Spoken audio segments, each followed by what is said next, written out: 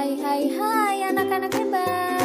Ketemu lagi dengan Umumba. Jangan lupa like dan subscribe ya. Terima kasih. Semangat pagi anak-anak hebat. Assalamualaikum warahmatullahi wabarakatuh. Anak-anak, hari ini kita akan mempelajari tema 5 subtematika pembelajaran yang pertama.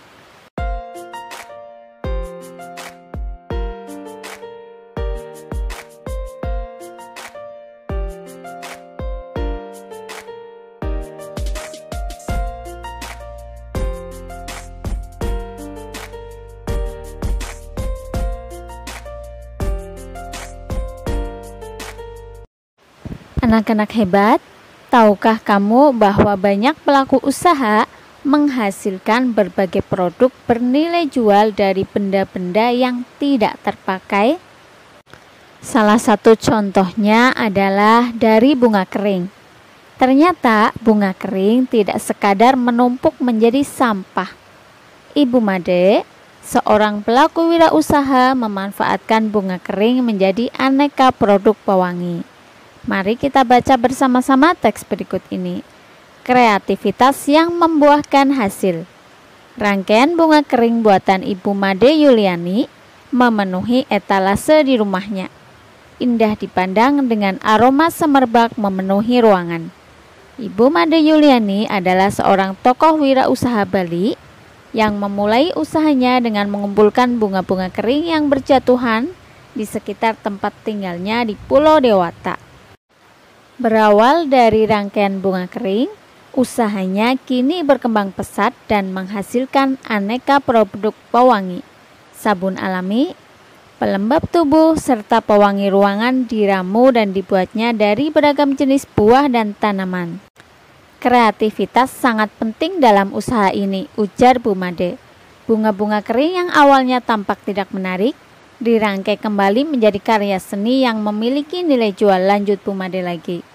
Pelanggan produk yang dihasilkan oleh Ibu Made Yuliani tidak hanya berasal dari dalam negeri, tetapi banyak yang berasal dari mancanegara. Anak-anak, setelah membaca teks tersebut, mari kita jawab bersama pertanyaan-pertanyaan berikut ini. Yang pertama, apa jenis usaha yang dilakukan Ibu Made Yuliani? Apa ya jawabannya? Iya betul, memproduksi rangkaian bunga kering dan aneka produk pewangi. Apa bahan yang digunakan Bu Made untuk menjalankan usahanya? Beragam jenis buah dan tanaman. Kemudian yang ketiga, apa manfaat usaha tersebut bagi masyarakat dan lingkungan? Manfaatnya bagi masyarakat yaitu membuka lapangan pekerjaan. Kemudian bagi lingkungan adalah mengurangi sampah. Kemudian yang keempat, apa yang dapat kamu pelajari dari cara Bu Made berwirausaha? Pelajaran yang dapat kita ambil yaitu bahwa sebuah usaha itu memerlukan kreativitas. Anak-anak hebat, diberlakukannya MEA Masyarakat Ekonomi ASEAN tentunya akan mempengaruhi arus barang dan jasa, termasuk produk-produk yang dihasilkan oleh Ibu Made Yuliani. Apakah MEA itu?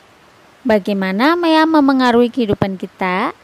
Apa manfaat MEA bagi Indonesia dan negara-negara ASEAN lainnya? Ayo kita pelajari lebih lanjut. Apakah MEA itu? MEA singkatan dari Masyarakat Ekonomi ASEAN.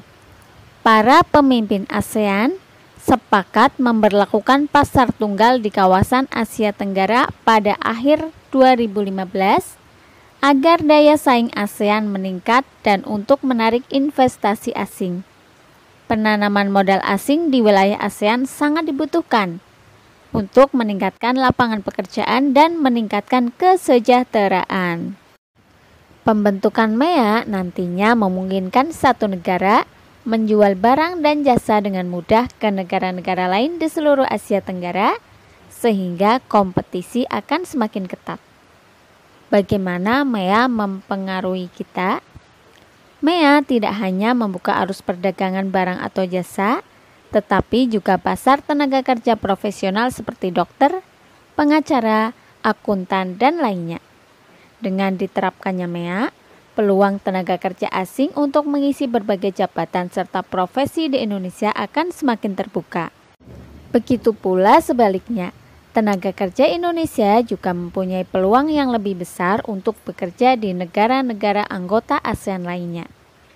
Hal ini menandakan bahwa kualitas produk dan sumber daya manusia Indonesia harus terus ditingkatkan agar mampu ikut berpartisipasi bersama tenaga kerja asing. Apa keuntungan MEA bagi Indonesia dan negara-negara ASEAN lainnya? Riset terbaru dari Organisasi Perburuhan Dunia atau ILO menyebutkan, pembukaan pasar tenaga kerja mendatangkan manfaat yang besar.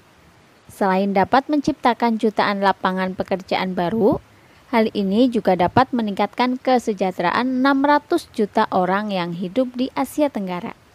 ILO memperkirakan bahwa permintaan tenaga kerja profesional akan naik 41% atau sekitar 14 juta di tahun 2015. Sementara, permintaan akan tenaga kerja kelas menengah akan naik 22% atau 38 juta, sementara tenaga kerja level rendah meningkat 24% atau 12 juta. Anak-anak hebat, berdasarkan uraian tadi, silakan kalian jawab pertanyaan-pertanyaan berikut ini.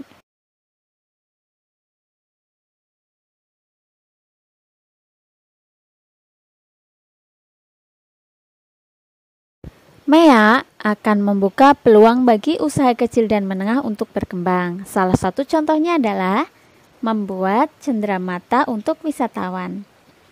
Perhatikan cenderamata dari magnet berikut ini. Cenderamata ini biasanya ditempelkan pada pintu kulkas. Mengapa cenderamata ini bisa ditempelkan di pintu kulkas? Karena pintu kulkas mengandung besi, sehingga cenderamata yang terbuat dari magnet ini bisa menempel dengan baik pada pintu kulkas. Anak-anak, tahukah kalian bahwa magnet mempunyai medan? Apa yang dimaksud dengan medan magnet? Medan magnet adalah daerah di sekitar magnet yang dipengaruhi oleh gaya tarik magnet. Medan magnet tidak dapat kita lihat, tetapi dapat digambarkan. Medan magnet digambarkan dengan garis gaya magnet. Arah garis gaya magnet kalian perhatikan pada gambar. Arah garis gaya magnet itu keluar dari kutub utara menuju kutub selatan. Untuk mengetahui tentang medan magnet, kalian bisa melakukan percobaan berikut ini. Namun sebelumnya kalian tanyakan dulu kepada Bapak Ibu guru kalian apakah percobaan ini perlu dilakukan atau tidak.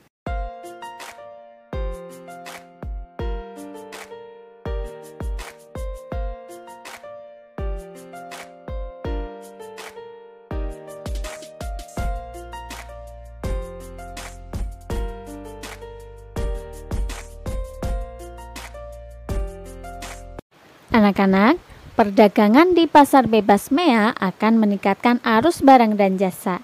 Tahukah kamu bahwa banyak usaha kecil dan menengah mengirim barang-barang mereka kepada konsumen menggunakan jasa kurir?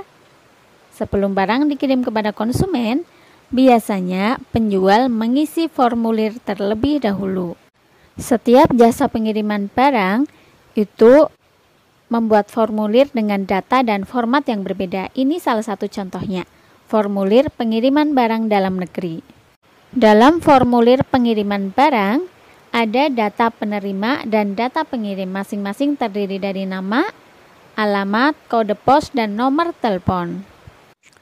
Kita harus mencantumkan informasi dalam formulir pengiriman barang dengan lengkap, agar paket atau barang yang dikirimkan akan sampai ke penerima dengan mudah. Jika kita mengirimkan barang lewat kantor pos, kita harus mencantumkan kode pos karena agar mempermudah pengiriman barang dan mengurangi resiko salah alamat.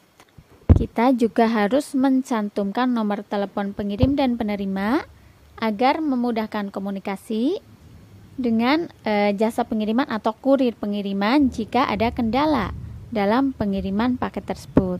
Kalian perhatikan dalam formulir pengiriman barang bahwa formulir tersebut ditandatangani oleh pengirim dan petugas pengiriman barang.